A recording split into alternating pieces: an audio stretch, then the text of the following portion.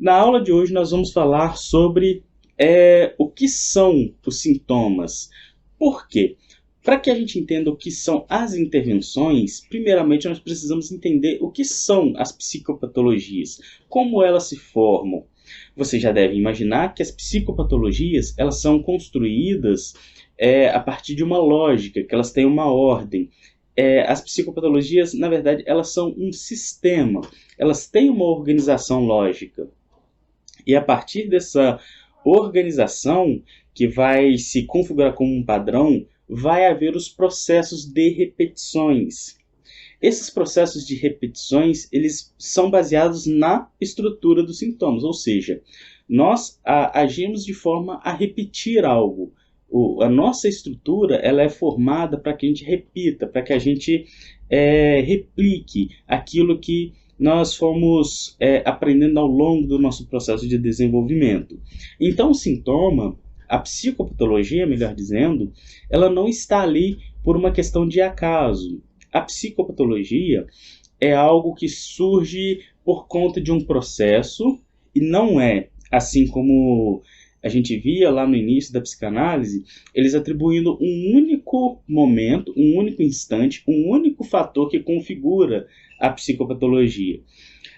Para que a psicopatologia ela funcione como tal, é necessário que ocorra todo um processo repetitivo para que isso vá se formando como um padrão de pensamento, para que depois você replique isso em seus comportamentos, ou seja, isso vai se tornar um padrão comportamental. Entendendo isso, eu criei aqui um esquema para que a gente consiga visualizar essa formação do sintoma, para que a gente consiga visualizar isso para que fique mais didático. Eu vou apresentar para vocês aqui no PowerPoint para que a gente consiga visualizar isso melhor. Então eu montei um esquema que é o que nós chamamos de cadeia significante. E lembrando, antes disso, eu vou fazer uma passagem geral com vocês do que é significado e significante. Por quê? São os significantes e os significados que constroem o sintoma, que constrói a psicopatologia, que constrói não só o sintoma e a psicopatologia, mas toda a modalidade de pensamento, de comportamento. E aqui um detalhe importante. Alguns teóricos consideram qualquer comportamento como um sintoma.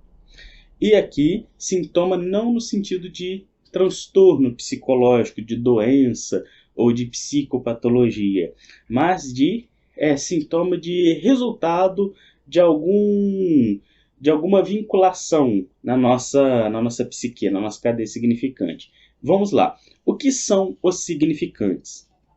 Significantes, eles são elementos psíquicos que é produto de uma relação entre prazer e desprazer, uma relação primária entre prazer e os estímulos externos e desprazer e os estímulos externos. Vou explicar melhor isso para vocês. No início da nossa vida, nós temos prazer e desprazer como sensações, e nós temos as nossas questões sensoriais, né? Que é o tato, o olfato, o paladar, a visão. E aí, através desses sensores, é que nós vamos conhecer o mundo de forma inicial. Então, vamos aqui a um exemplo.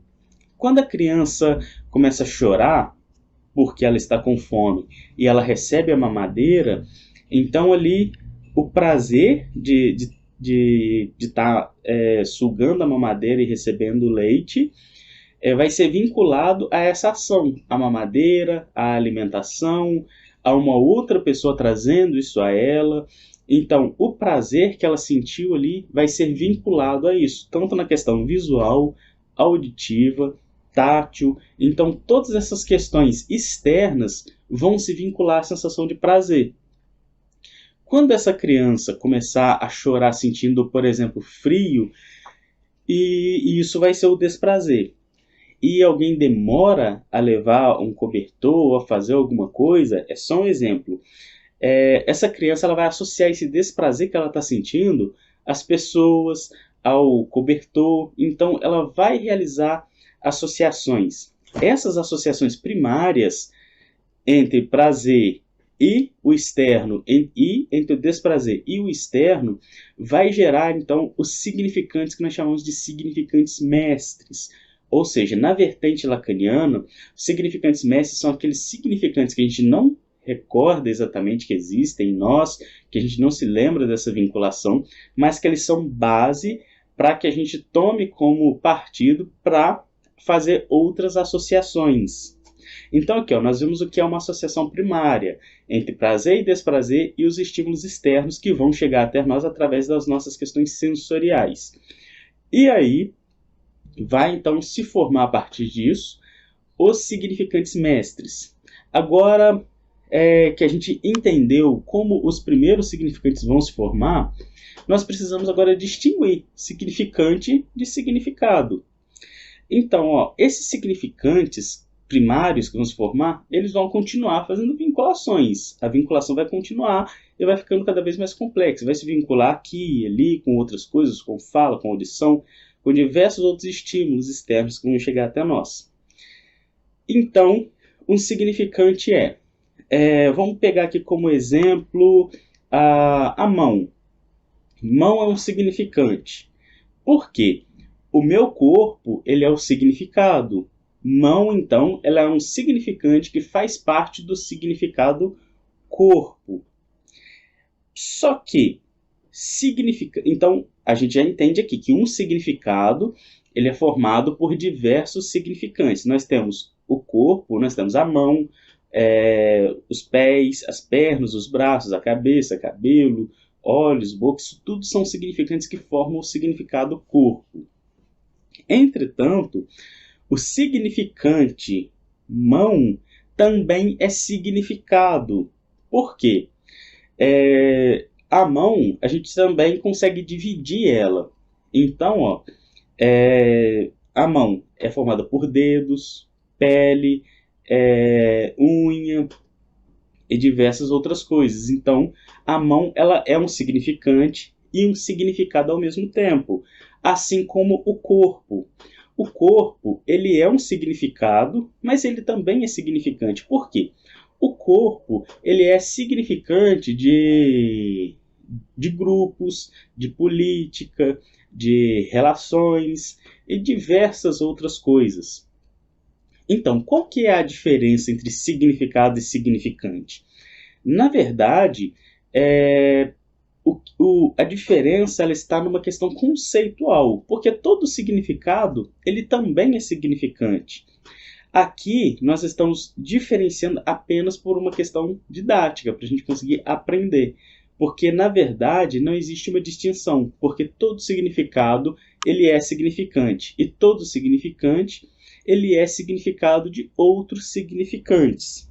Então, para que a gente consiga entender isso bem, o significado ele é um aglomerado de vários significantes.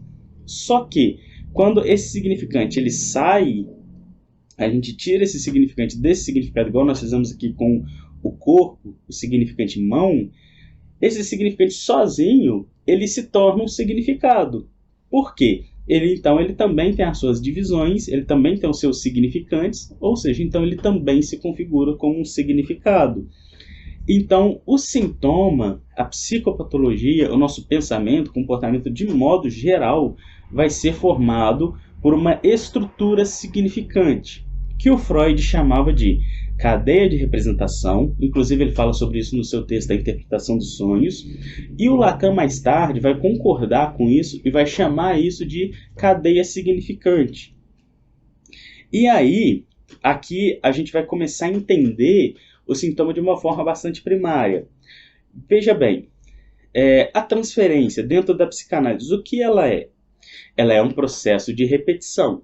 Processo de repetição nada mais é do que um padrão que é utilizado como referência para as próximas relações. Eu listei aqui, para que a gente consiga visualizar de uma forma mais detalhada, os mecanismos de defesa. O que eles são? Os mecanismos de defesa, eles também são uma modalidade de repetição. Por quê? eu me defendo de algo, é porque eu julgo que algo é perigoso, que algo vai me gerar algum dano. Então, para que eu me defenda daquilo, é necessário que eu tenha alguma referência. E essas referências são padrões introjetados que vão funcionar como base para que eu tome posicionamento sobre algo, ou seja, para que eu me defenda de algo. Então, mecanismo de defesa, que é um conceito psicanalítico, também é um processo de repetição. Identificação também são processos de repetição. Isso porque, quando eu me identifico com algo, eu também preciso de uma base para que eu tome como referência para tomar posição acerca de alguma coisa.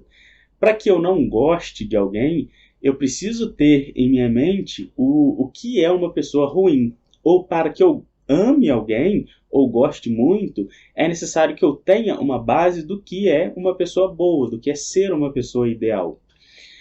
Então, identificação, que é um conceito psicanalítico, também é um processo de repetição.